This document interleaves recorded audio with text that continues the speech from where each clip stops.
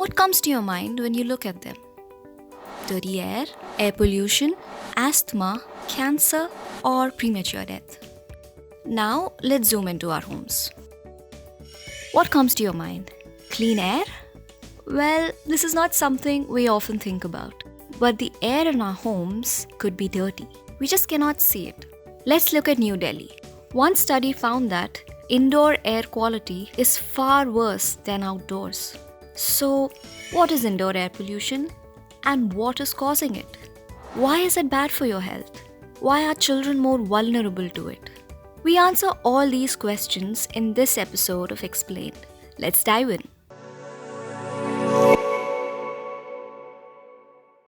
Before we go any further, let's look at what air pollution is. The air we breathe contains gases like nitrogen, oxygen, and the like. But since the Industrial Revolution in the 1800s, humans have been adding harmful substances into the atmosphere in levels that threaten the environment and human health. Your city's air quality is measured using the Air Quality Index or the AQI. AQI provides a score that ranges from 0 to 500, with 0 being the safest and 500 the most hazardous. So, how is it calculated? It is done by measuring the atmospheric levels of substances like carbon monoxide, nitrogen dioxide, ozone, sulfur dioxide, particulate matter, and the like. When their levels in the air shoot beyond a certain limit, they become pollutants. Particulate matter is a mixture containing solid particles or liquid droplets released from power plants, fossil and biomass fuels.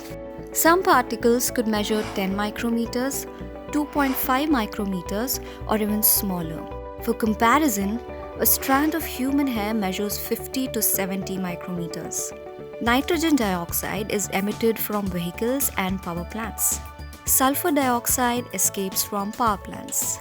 Ozone is formed when nitrogen dioxide reacts with other substances. These pollutants could also be hiding in your homes. We tell you how.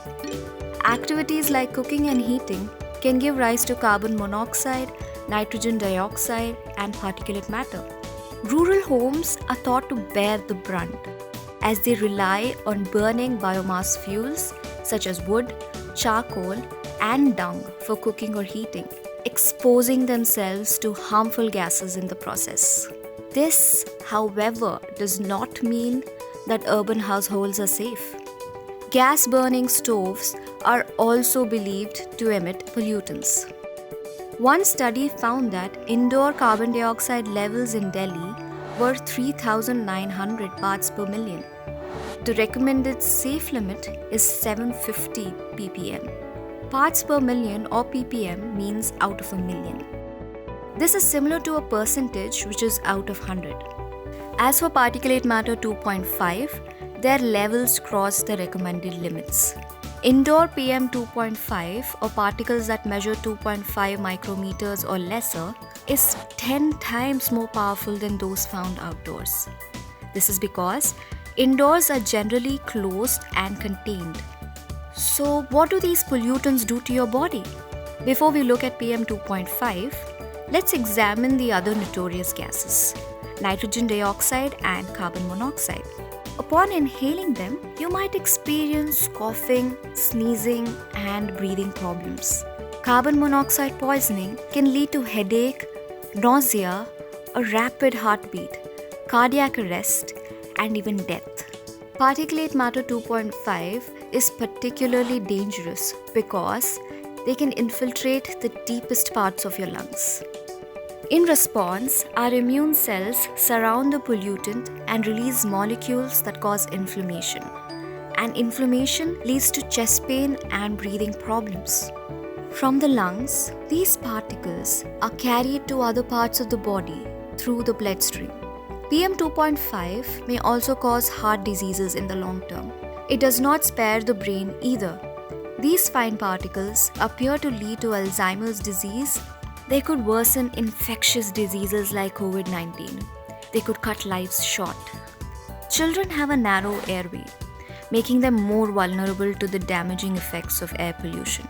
It is smaller in length and diameter than the airway found in adults. Women and elderly are also at risk because they spend more time indoors. But is it possible to keep the air in our homes cleaner? Yes, it is. You could adopt solar stoves. It is the cleanest form of energy. Solar stoves could especially help rural households that depend on biomass fuels. You could also consider replacing LPG with electric stoves. The other solution is allowing good ventilation. This allows the exchange of stale and fresh air. So every time you cook, remember to keep your windows open.